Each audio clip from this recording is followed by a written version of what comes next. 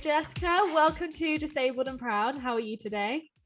Yeah, I'm good, thank you. How are you? Yeah, I'm really good, thank you. I'm really looking forward to this chat. I think it's going to be very insightful and very interesting. So, first question that I ask every single guest is, how do you refer to your disability? I mean, I do just refer to it as a disability. I identify as disabled, and then I will sometimes go into the nuances of Yeah. what that kind of breaks down into, but I just find the disabled label as a whole is fine. Yeah, and that's lovely because that works for you, and it's, you know, like you're choosing the label that works best for you, and you're not having to go into all the like level of nuances for all the other people and almost to justify why you use the label. And that's a wonderful thing to have, because I think a lot of people always question when they can't necessarily, they're like, why are you using that? And you're like, I just don't really need to explain that to you. I also think there's that kind of self light bulb moment that everyone has where they're like edging towards using the word disabled, but kind of gaslighting themselves as well from all the internalized stuff. And then you start saying it and it's quite empowering. So yeah, I agree. Internalized ableism is such a thing. It Yeah. is such a thing. And I think a lot of people, obviously like able-bodied people, don't really understand what it is until either they acquire a disability or they listen to disabled people talk about it. Yeah, I mean, I think they perpetuate so much of what becomes so internalized anyway. So even having a conversation, I feel like it's such a long time frame before it sinks in from the able-bodied side. But I agree. Yeah. So with your, like, you call yourself disabled, how has that impacted like your career and the way that you work and all of like the types of stuff that happen once you leave school? I mean, in a lot, there's it's so multifaceted. But prior to being a wheelchair user, I was studying nursing, and obviously when you are, because I mean before that at uni I did art and I dropped out because I wasn't well enough, and also knew it would never be a career that I could survive off. Yes. So going into nursing, I presumed, all right, my future's mapped out, this is all sorted. And then my illnesses and disability sort of progressed to the point where I was signed off from that, and suddenly grappling with this disabled label and very different life to what was expected from me and from others. And I think the sort of process of accepting the fact that this is a disability that isn't going to go away. It's genetic. It's a lifelong thing. I've had to completely re-navigate kind of income and what my future looks like. My future plan, I think, career-wise, is still to, because I was doing psychiatric nursing, to go into the mental health field and give sort of competence training on disability in psychiatric settings. But the role doesn't exist. I have to invent it. But yeah, I think, I mean, it impacts, everyone will say the same thing. I think disability impacts everything. And especially when it's not something that has been consistent for your whole life, whether you've acquired one or it's progressed, in terms of like socializing, friendships, work, and just sort of life goals. I think everything shifts massively and you have to completely almost like wipe the slate clean, work out what works for you in terms of your health, and then try and bring in things from your old life. So yeah, it is, I don't think it's something that I will ever, or anyone will ever have sorted. And I think that's the same for anyone in terms of kind of mapping out careers and all of that. Yeah. And so with your nursing, did you face like many barriers to entry with that, with the disability? Yeah, I mean, it's quite interesting because prior to getting diagnosed with everything, as a young woman with a history of mental health problems, everyone had presumed all of my symptoms were a psychiatric manifestation of distress. So when I had gone into nursing, I'd just come out of being bedbound for like maybe 6 or 7 months, and I didn't even know if I'd be well enough to go into the course. And I remember thinking, well, look, like, come on, this is in your head, you can push through. And so when I went into nursing, I obviously disclosed my mental health conditions, because you have to disclose everything for occupational health. Yeah. And because I'd been kind of what they consider stable mentally, I hadn't had hospitalizations in years or anything like that. That was the only barriers that I had to face at that moment. But then, because I was getting all these episodes of sort of fainting, vomiting, dizziness, all of that, I had to request no night shift placements and placements where I was able to be seated when needed. And I remember everyone being very accommodating and nice. And then I got really unwell and I had to defer a placement. And then suddenly, I think in an environment that's meant to be providing care for people who are unwell, if one of your sort of own gets unwell, there's not that compassion extended. And I think that there was a lot of pressure from university staff to lie at my next occupational health meeting and be like, I'm absolutely fine. But I did that anyway, and I still failed it. So I think accommodations in that sort of field are not great. I know in certain medical professions, there are like one of my friends is a doctor who is paralyzed and a full-time wheelchair user, and it's amazing. But yeah, in a lot of fields, I don't think you get much support or sort of adjustments. I just want to say thank you for coming on this podcast to talk about this kind of stuff, because I know that it's not necessarily always the easiest thing to talk about barriers to entry when you're talking about like what you thought your future was going to look like, because you're almost sometimes grieving the future that you thought you would have, and when it doesn't necessarily come to fruition, it can be a painful experience for anyone. So I want to say thank you for talking about this, because I know it's not particularly an easy topic to talk about. No, I appreciate it. But I think luckily, because that was, I think 2018 or 2019, that element I've probably been able to be a lot more detached from, and because nursing in a pandemic would have been horrific, selfishly. So I can confirm working in healthcare during the pandemic was the worst decision of my life. I can't imagine, honestly. I did work in like adult social care for adults with learning disabilities during the pandemic. And whilst it's an incredible job and it's very, very rewarding, the pandemic was easily the worst couple of working years I've ever had in my entire life. And there are so many like reasons for that. And it's, you know, it's a whole other topic of conversation, but completely like working in health or social care during that time was not the one. So you didn't miss out, I'm telling you. No, it sounds awful. I mean, anyone I've spoken to, I think a lot of people are not going to recover from their experiences. No, not at all. But actually, talking about the pandemic, how was it for you? And like, how did it like show up in your life, if you don't mind talking about that? I mean, my pandemic was, and I guess continues to be, a bit of an ordeal. I think in 2020, I mean, I've obviously spoken about this quite a lot online, but I was going through homelessness just before COVID hit, and I remember kind of seeing the reports of it spreading, and then when the first case hit the UK, suddenly going into like full-blown panic mode, because at the time I was like physically very like malnourished and already weakened immune system on top of everything else, and I just started panicking, and I went on a bit of like a doomsday prep. I wasn't one of the toilet roll buyers, don't worry, but like I got like dried food and I stocked up on paracetamol and the things that I knew were going to go. And then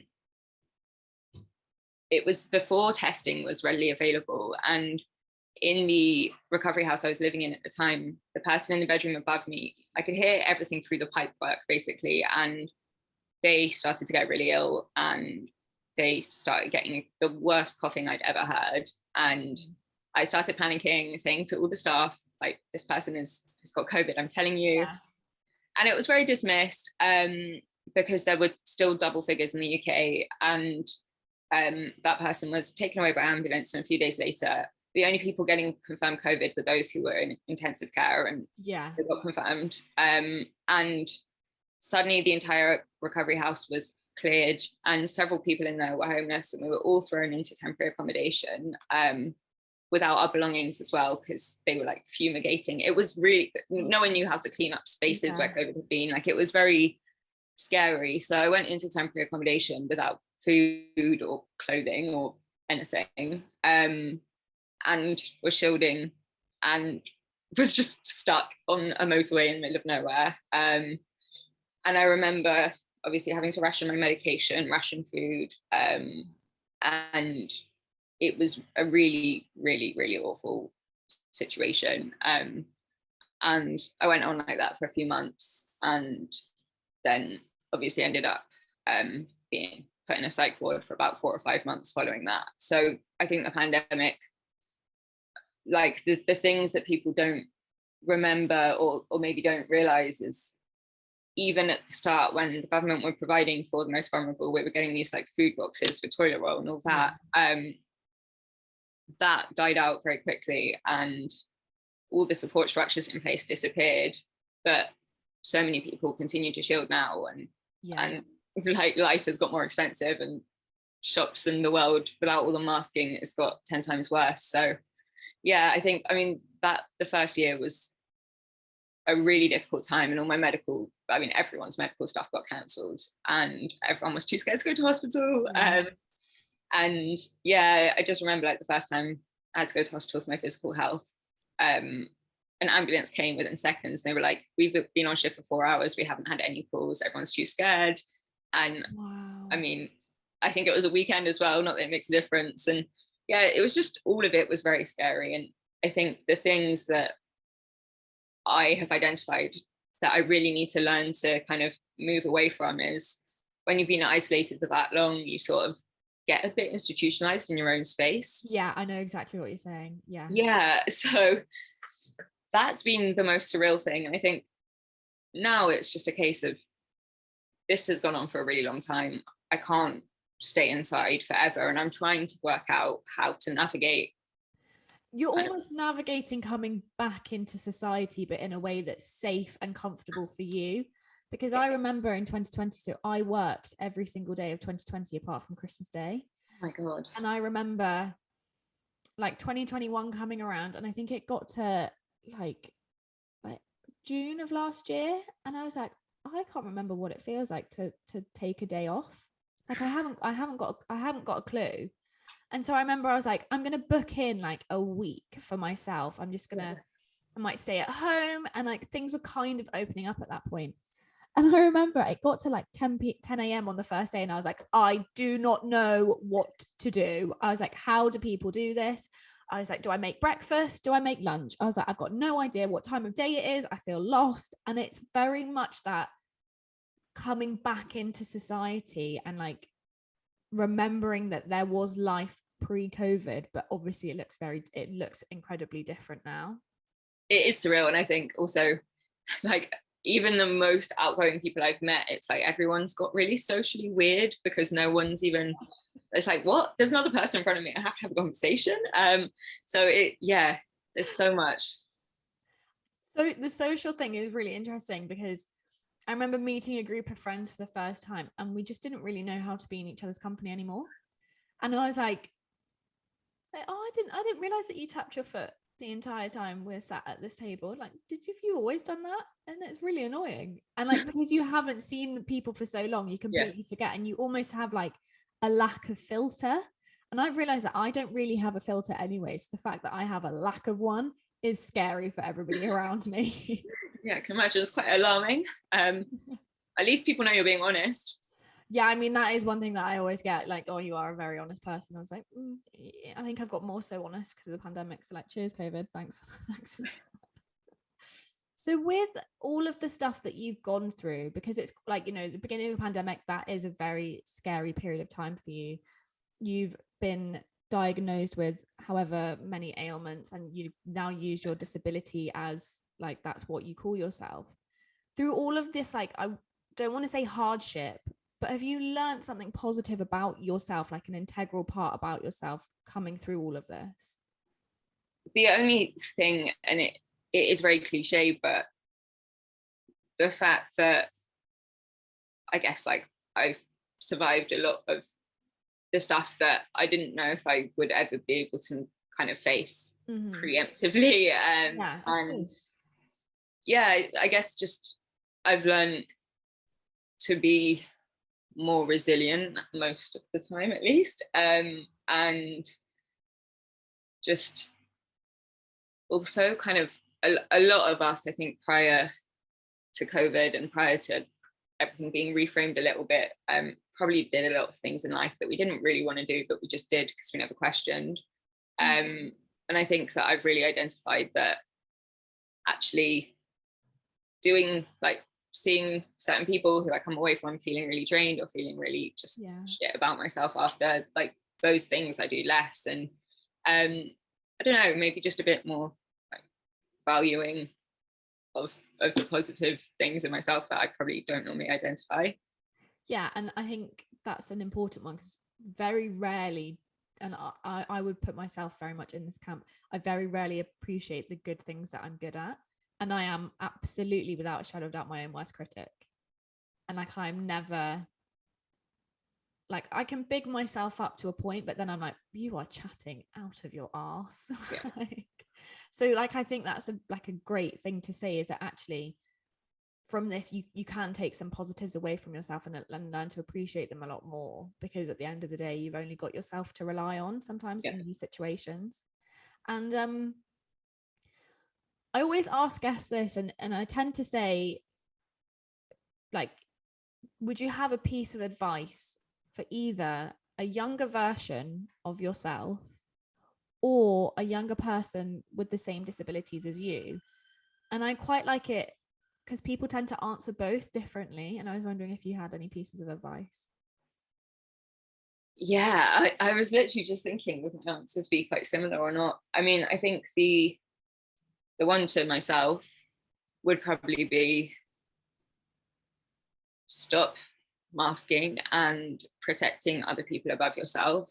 I do think that if I had always been a lot more vocal and stubborn, diagnoses, treatment, all of that would have happened faster, and life could be different.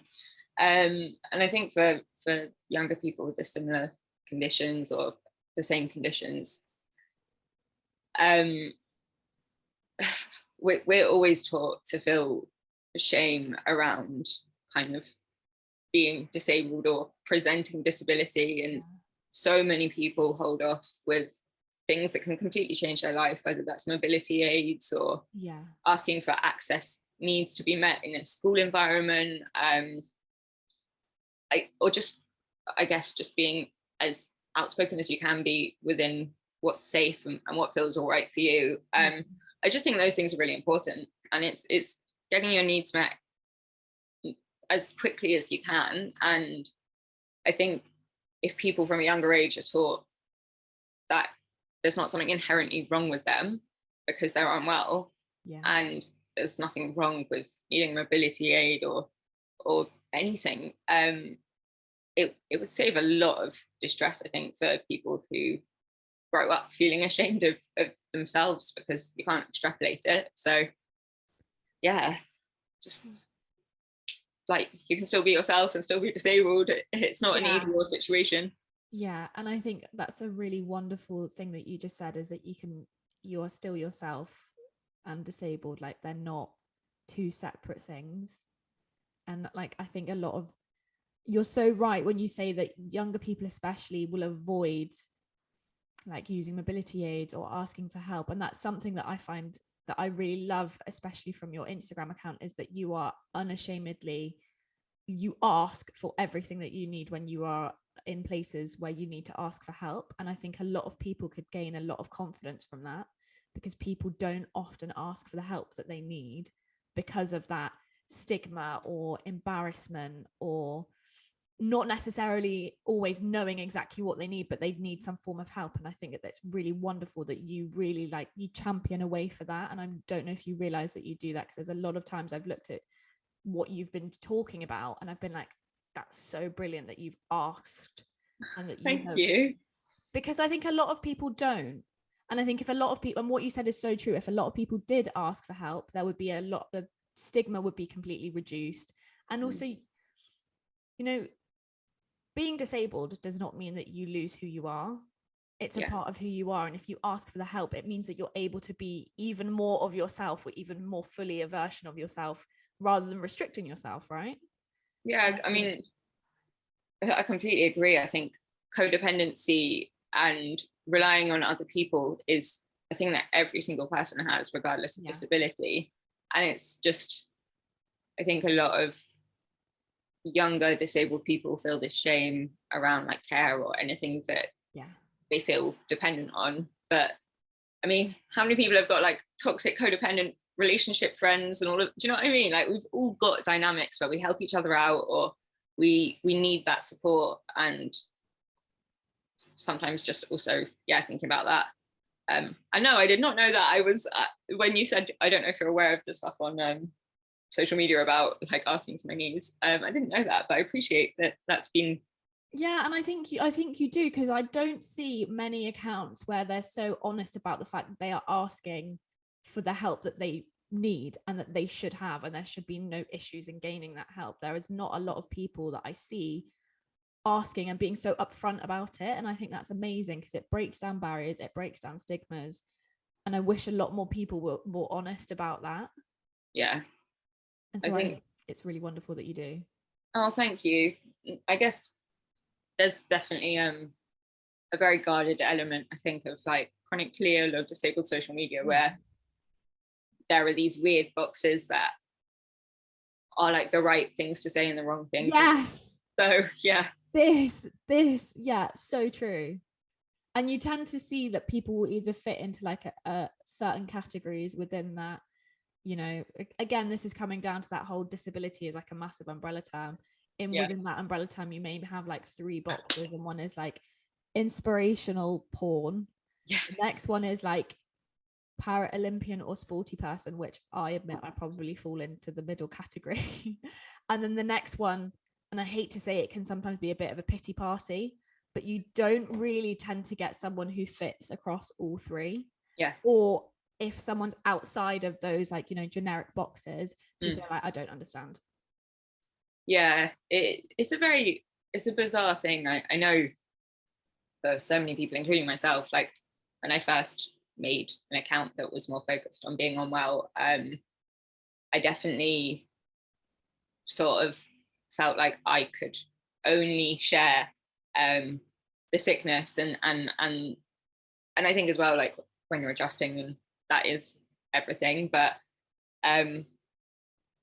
whenever I've seen people be honest about things that I felt ashamed to be honest about, it's been so helpful. And like, I mean, anything that I've been honest about can be attributed to so many other people who have like kind of set that pathway. But that definitely is hard to know like where you should and shouldn't share things. And completely agree.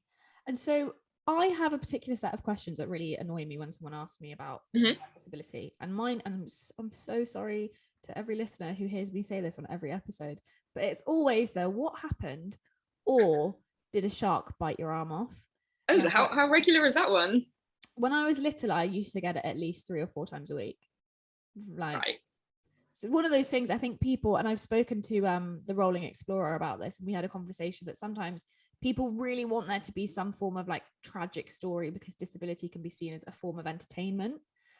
And when you like, you know, you turn around, you're like, oh, actually, like, there's no story. I was born this way. People tend to be like a little bit disappointed because they want that element of drama. But I was wondering, do you have any particular set of questions that annoy you when someone asks you about your disability? I mean, the list could go on, but the ones that come to mind, I get a lot of the time, why are you in a wheelchair? And I'll just say, because I'm disabled. Straight up, you don't need to explain that. Like people get really awkward, and then they're like, oh, okay, bye. Or like, when are you getting better? Or kind of, I guess, well, have you tried this question? I know it's probably slightly different for you, because you can't be like, oh yeah, this grows back like a limb, great. Like, can you imagine if that happened? We're not lizards. Literally. But I think it's just, as a whole, people feel very entitled to very invasive questions about someone's body when you're visibly disabled, and like random old sweethearts walking down the street who suddenly are like, please tell me everything, or like in the most unexpected situations. And I think it's just any question that is literally out of being nosy, or like you said, wanting some sort of like pity porn story. Those things really bother me. And I mean, I don't have a particularly traumatic story about how I got disabled. I just came out my mum's vagina and that was it. But like, I know people who have had really hard, sorry, really, do I need to paraphrase that so it's not as blunt? Sorry. But for a lot of people, I know it can be really traumatic, because they might have had an experience that's completely changed their life. So yeah, it's just the invasive questions. Like, I wouldn't go up to some random abled person on the street and be like, oh, what's wrong with you? Like, you just wouldn't do that. Exactly. Or it's like you wouldn't go up to someone who had ginger hair and be like, oh, how did that happen? Yeah. Like, you wouldn't do it. Do you know what I mean? Like, and it blows my mind that people like want, like, even sometimes have the balls and the gumption to do it. And I'm like, where were you raised? Like, did you not have manners? Yeah. And I think it's the sub kind of, when you start to excavate a bit and you realize that because they're only doing that to disabled people, it's quite like dehumanizing as well. And there's so many layers, but it is just inappropriate and grim. It really, really is. So I would love to talk to you about your art that you do, because I own a couple of your t-shirts. I'm not wearing one today because it's really, really warm. But if we want to support you in any way, how can we do that with your art and everything else that you do? Thanks. Yeah, it's in a bit of a weird purgatory at the moment, because obviously the majority of my Etsy stuff has not been available for about a year now. And I keep saying, oh, I'm going to restart my shop in full force, but maybe slowly ease into it. But I think, I mean, there are things that are available on there, but I think the stuff that means the most to me is just like the interactions whenever I do sort of share something online that's more to do with kind of like the creative side of my life, or things that are just more, I guess, less superficial, mean more to me at least. When people engage with that stuff and I get feedback, and I don't know, like people have previously shared artwork that's meant I've had opportunities that I wouldn't have had before. And it's been amazing, because obviously it's just a web of connections online. I think, to be honest, that's the main thing. And I'm so grateful for everyone who has and continues to do that anyway. Brilliant. So my final question is one that obviously I ask everyone, and everybody has the same answer, and I'm pretty sure yours will be the same as well. So Jessica, can you say that you are disabled and proud? Yeah, I think I can. I mean, the disability movement has been amazing, like all the change that as a community we've brought about, and I'm so proud of that history. So I definitely am. I think fraction of the time, maybe not, but yeah. And I think that that's totally normal as well, is that when I ask that question, I was like, yes. And then I think some people are a bit like, oh, but not necessarily always. And then they feel guilty for not always feeling that way. And I'm like, no, that's completely valid. Because there are some days where you wake up and you're like, today is just a bit shit. And that is it. And there's no, it's because of X, Y, and Z. It's because I can't do this, or like my body hurts or whatever. Sometimes like it is just what it is. And this is not about, you know, elevating disabled people to a level where it's like, oh, like they're amazing because they just get on with their life. And it's like, no, I'm proud to be disabled because of the things that we've had to break down, not because I can clap my hands. Yeah, I think a lot of people don't realize that the disabled label isn't just about having a disability. It's attached to so much history and so much kind of just lobbying and protesting. And I think a lot of people, when disabled people are openly really proud of that, don't understand the context as well, because you can be proud to be disabled and absolutely fucking loathe your disability, but they're separate things. Yeah, exactly. And I think that's what you said is so true, is that you can not enjoy your disability but be proud of being disabled. The two are not like, you know, interconnected. Yeah. So I would just want to say a big thank you for coming on today, because I've really enjoyed this chat. I think it's been super insightful, and maybe we'll have some form of artist collab at some point down the line. I'll be here for that. I always need someone to push me up the backside. But yeah, no, thank you so much as well, because it's been really, really nice to have a chat. Thank you so much.